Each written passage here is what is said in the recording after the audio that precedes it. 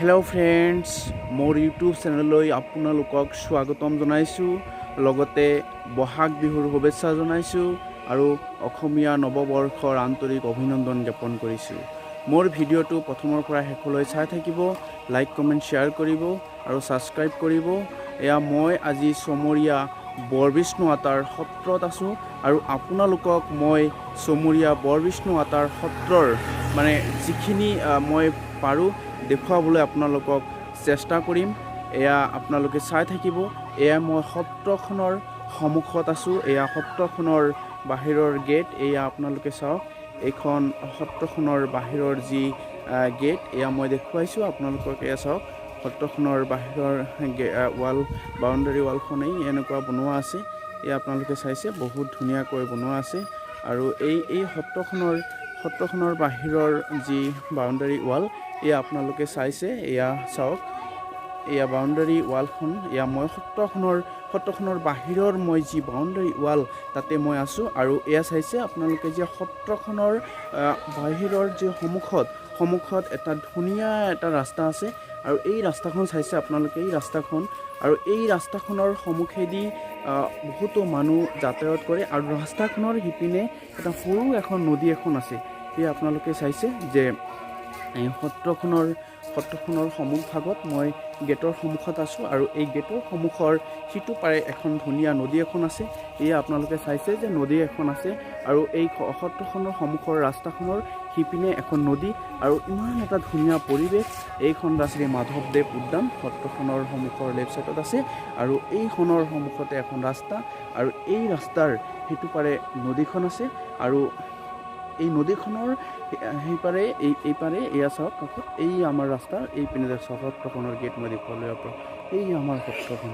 আৰু ইয়াৰ এই উদ্যানখনৰ এই ৰাস্তাটোতে যদি আমি অলপমান খোজকাঢ়ি যাওঁ, তেতিয়াহ'লে আমি অলপমান দূৰত এখন বেংক আছে, ইউকো বেংক বুলি। এইখন অলপমান দূৰত আমি গ'লে এই বিল্ডিংখন যে দেখা পাইছোঁ, সেইখিনিতে আমাৰ ইউকো বেংকখন আছে। এয়া উদ্যানখনৰ সত্ৰখনৰ দুৱাৰেদি ভিতৰলৈকে গৈ আছোঁ। এয়া সত্ৰখনৰ ভিতৰত মই প্ৰৱেশ কৰিলোঁ। এয়া গেটৰ ভিতৰত মই প্ৰৱেশ কৰিলোঁ। এয়া চাওক, সত্ৰখনৰ ফুলবিলাক ৰুইছে ধুনীয়াকৈ, ইমান ধুনীয়া লাগিছে। এয়া কৃষ্ণ গোহাঁই। এয়া মই আমাৰ সত্ৰখনৰ গোহাঁইৰ ওচৰত আছোঁ। আৰু আমাৰ গোহাঁইয়ে আমাৰ এই সত্ৰখনৰ বিষয়ে জনাব। গোহাঁই, আমাৰ এই চমৰীয়া বৰবিষ্ণু আটাৰ সত্ৰখনৰ বিষয়ে অলপ জনাওকচোন। বৰবিষ্ণু আটাৰ থান চমৰীয়া সত্ৰ। হয়, এইটো কোৱা হয় দক্ষিণীয় ধৰ্মৰ খুঁটি বৰবিষ্ণু আটা। হয় হয় কোৱা হয়। গতিকে চমৰীয়া সত্ৰ মহাপুৰুষ মাধৱদেৱে হয় হয় তুলসী নৈৰে উজাই আহি হয় ইয়াতে এগছি দিব্যগ্ৰন্থি দেখিছিল। হয় আৰু দিব্যগ্ৰন্থিৰ তলত তেওঁ বহি ধ্যান কৰিছিল। হয় হয় আৰু ধ্যানত তেওঁ এইখন দ্বিতীয় বৈকুণ্ঠৰ হ'ব বুলি তেওঁ পাইছে। তাই তেওঁ সত্ৰ স্থাপনা কৰি তেওঁৰ প্ৰিয় শিষ্য বৰবিষ্ণু আটাক গুৰুভাৰ দিছিল। আৰু সেইদিনৰ পৰা এই সত্ৰখন আমি সভ্যতা প্ৰসংগ কৰি ঈশ্বৰ সেৱা কৰি আছোঁ। আৰু এই সত্ৰত বিভিন্ন দিশৰ পৰা বিভিন্ন ভক্তপ্ৰাণ ৰাইজ সত্ৰখন বাপ বান্ধৱ আহি আমাৰ খবৰ বাতৰি লয়। এইটোৱে আমাৰ চমৰীয়া সত্ৰ। আনুমানিক আজিৰ পৰা কিমান বছৰ আগত আমাৰ এই চমৰীয়া বৰবিষ্ণু আটাৰ সত্ৰখন স্থাপিত হৈছে? আজিৰ পৰা 500 বছৰ হ'ব। অলপ কিবা বাকী আছে। 500 বছৰ হোৱা নাই, হ'ব আৰু বেছি দিন নাই। হয় নেকি? বেছি বছৰ মোটামুটি 500 বছৰত অলপমান বাকী আছে আৰু। বাকী আছে। ইয়াতে মাধৱদেৱে বৰবিষ্ণু আটাক সত্ৰখন স্থাপনা কৰি তেওঁ সত্ৰৰ মানে এই অধিকাৰ হিচাপে গাদীভাৰ দিছিল। মানে মাধৱদেৱে মহাপুৰুষ মাধৱদেৱে শ্ৰী বৰবিষ্ণু আটাক মানে সত্ৰখন স্থাপন কৰি তেওঁক প্ৰথমতে গুৰুভাৰ দিছিল। আৰু সেই তেতিয়াৰ পৰাই আমাৰ সত্ৰখনৰ নিশ্চয় বৰবিষ্ণু আটা বুলি নাম হৈছিলে, হয়নে? বৰবিষ্ণু আটাৰ থান বুলি কোৱা হয়। বৰবিষ্ণু আটাৰ থান বুলি কোৱা হয়। আৰু এইটো কিমান খ্ৰীষ্টাব্দত হৈছিলে মনত? 35 খ্ৰীষ্টাব্দ হয়। আচ্ছা 1536 খ্ৰীষ্টাব্দ।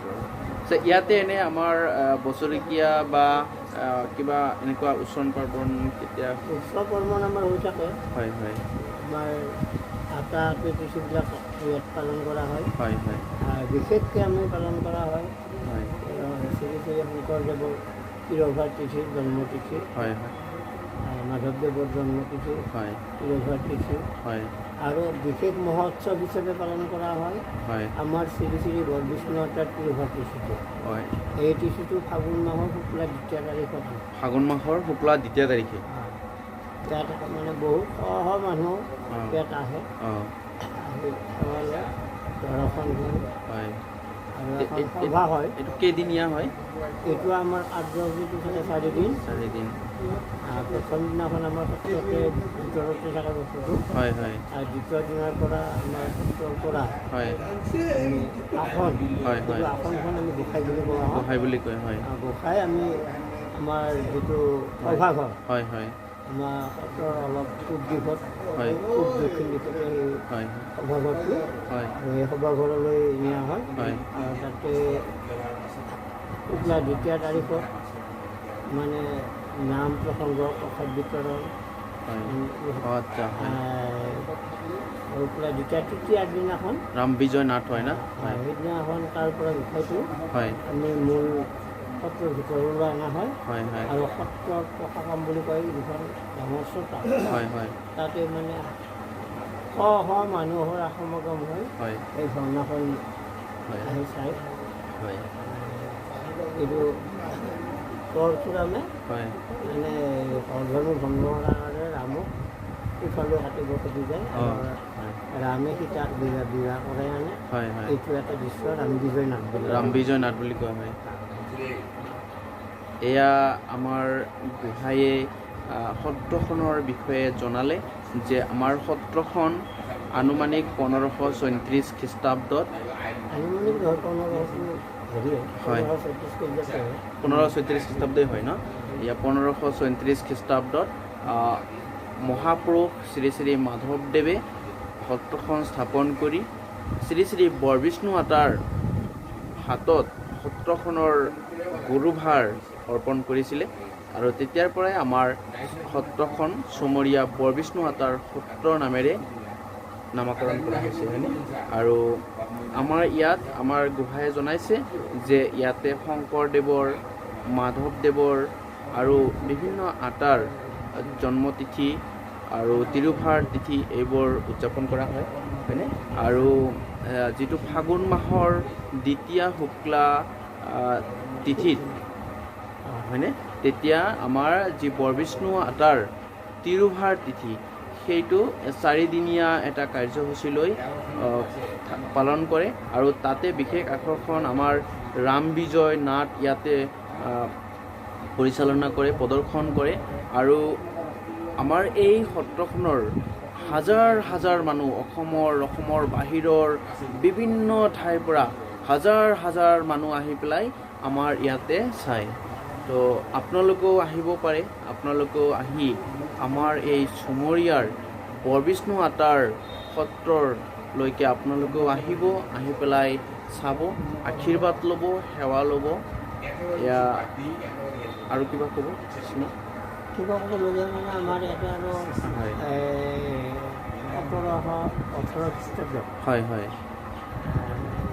বৰবিষ্ণু আতাৰ গুৰু বুলি ভাবোঁ। হয় হয় সিংহ ৰজাই হয় হয় এই মঠৰ ৰজাই দিয়ে। হয় এই মঠটোৰ ওখ হয় আমাৰ সত্ৰসমূহৰ ভিতৰত হয় এইটোৱে শ্ৰেষ্ঠ বুলি কোৱা হয়। হয় হয় আৰু ঠিক জয়দেৱ শিৱদেৱৰ লগত হয় সম্পূৰ্ণ হয় ইয়াত হেৰি আছে, হয় মিল আছে। মিল আছে।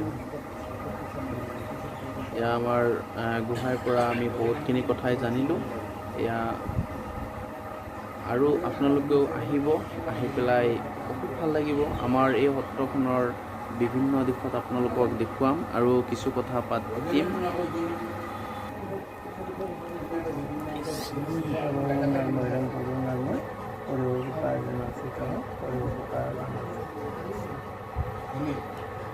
কৃষ্ণ গোহাঁই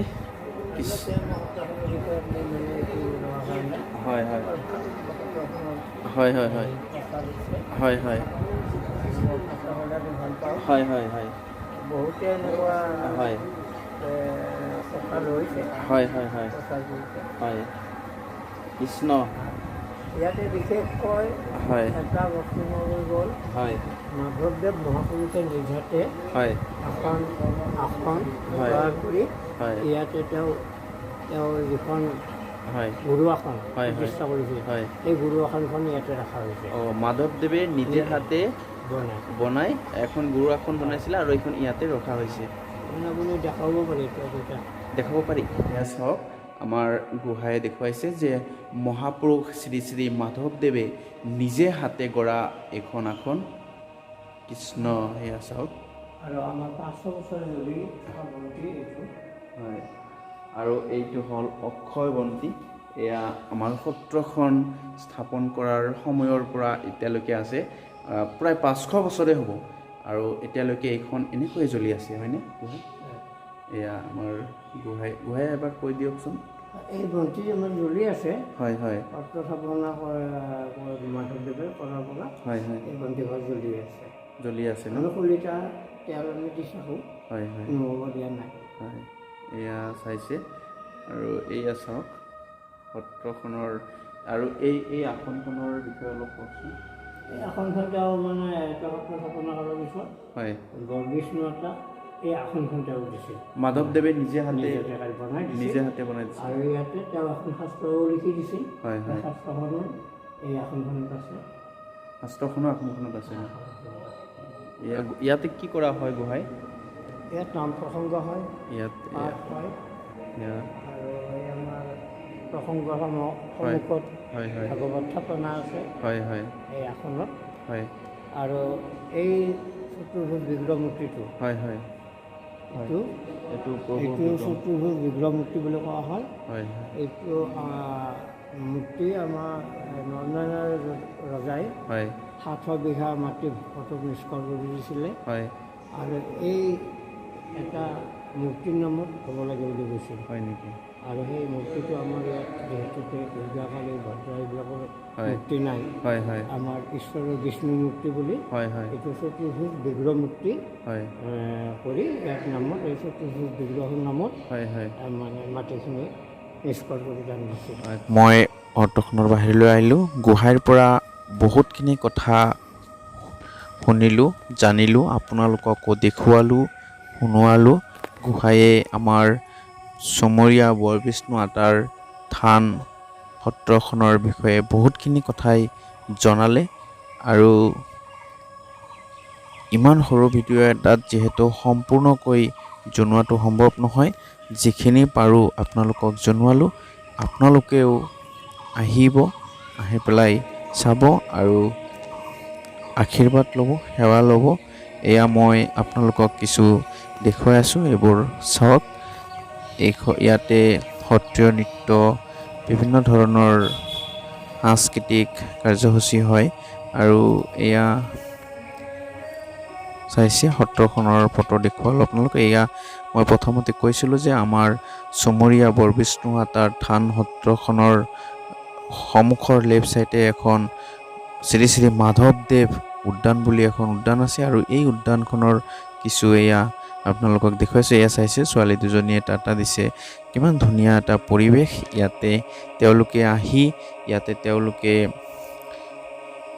জিৰণি লয় খেল ধেমালি কৰে ইমান ধুনীয়া এটা পৰিৱেশ বহুত ধুনীয়া আপোনালোকেও আহিব আৰু এই সত্ৰখনৰ সন্মুখৰ লেফ্ট চাইডে এই উদ্যানখন আছে এখেতসকলে বহুত দূৰৰ পৰা আহিছে বুলি কৈছে আৰু এয়া চাইছে আমাৰ ইয়াত সেৱা লৈ আছে ভক্তসকলে এয়া সত্ৰখনৰ মূল গেটখন আছিলে আৰু এইখন চাইছে আপোনালোকে এয়া আপোনালোকক দেখুৱালোঁ আৰু এই সত্ৰলৈকে অহা মানুহ লগ পালোঁ এখেতে চাইছে এয়া সত্ৰখনত আহি পেলাই বহুত ভাল লাগিলে বুলি তেওঁ হাঁহি আছে বহুত ভাল লাগিলে বুলি কৈছে বন্ধুসকল মই আপোনালোকক চমৰীয়া বৰবিষ্ণু আটাৰ সত্ৰখনৰ কিছু অংশ দেখুৱালোঁ আৰু ইমান সৰু ভিডিঅ' এটাত সম্পূৰ্ণকৈ দেখুওৱাটো সম্ভৱ নহয় যদিও মই যিমানখিনি পাৰোঁ চেষ্টা কৰিছোঁ।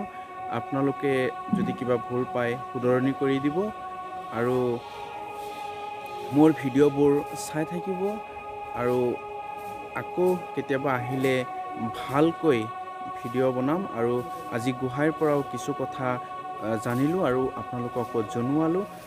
আপোনালোকে আহিব আমাৰ চুমুৰীয়া বৰবিষ্ণু আটাৰ সত্ৰখনলৈকে আহিব, আহি পেলাই সকলোৱে চাব। ইয়াত বহুত ধুনীয়া আমাৰ এই সত্ৰখন, এয়া চাইছে বহুত ধুনীয়া আমাৰ এই সত্ৰখন, এয়া চাওক। গতিকে কৃষ্ণ, সকলোকে ধন্যবাদ জনাই আৰু পুনৰ এবাৰ বহাগ বিহুৰ শুভেচ্ছা, লগতে অসমীয়া নৱবৰ্ষৰ শুভেচ্ছা জনাই আজিলৈ এইখিনিতে সামৰিছোঁ। ধন্যবাদ। কৃষ্ণ।